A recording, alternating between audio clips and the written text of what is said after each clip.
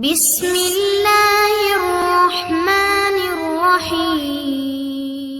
পরিবেশনায় ও পরিচালনায় দিক দিগন্ত। লাঠি দিয়ে বাড়ি দিলে রাস্তা হয়ে যায়। এটা ছিল মুসা আলাইহিস সালামের মুজিজা। মুসা আলাইহিস সালামের মুজিজা, মুসা যখন নদী পার হতে পারতেন না, লাঠি ফেলাই দিত, শেকো হয়ে যেত, পুল কালবাট হয়ে যেত। আমি অনেক বাপিলে গত বছর বলেছিলাম, জনাব শেখ হাসিনা রহমাতুল্লাহ আলাইহি, আপনার কাছে দাবি করি, এত রাস্তাঘাট করতে গেলে আপনার খরচ বেশি আছে, মুসার লাঠিটা মিশরের পিরামিড থেকে নিয়ে আসেন।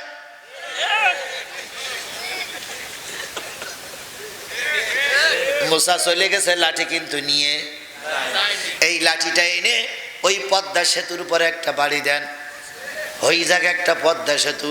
তাহলে আর খালেদা জিয়া আর ডাক্তার ইউনূসের সুবই মারা লাগবে না।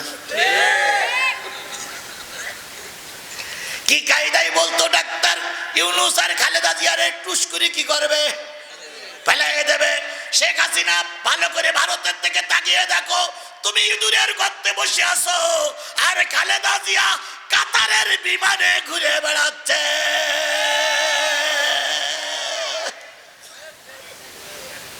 কথা বোঝেন নাই? যেমন তেমন বিমান না, কাতারের বিমান।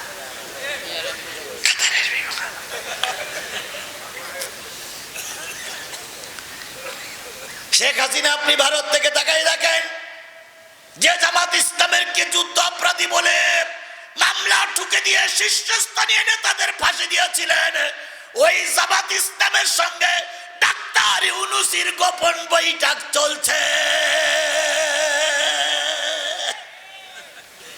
গত 2 দিন আগে জামাত ইসলামের আমিরের সঙ্গে বৈঠক করেছে না?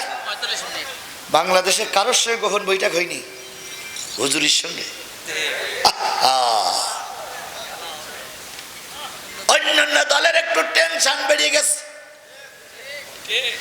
আবার অন্যান্য দলের নেতারা বলতেছে কোন মৌলবাদীরা এই 52 বছরের ভিতরে ক্ষমতায় যেতে পারিনি। আমি বলি দুলা ভাই, 52 বছর আর এই 2025 সাল এক নয়। 52 বছরের হিসাব বাদ দাও। এবার ইসলামী আন্দোলন যেভাবে চাঙ্গা হয়েছে, মৌলবীরা যেভাবে জোট করা শুরু করেছে, খোদার কসম আগামী নির্বাচনে যদি কোনো কারসাজি না হয়, হুজুররাই ক্ষমতায় যাবে।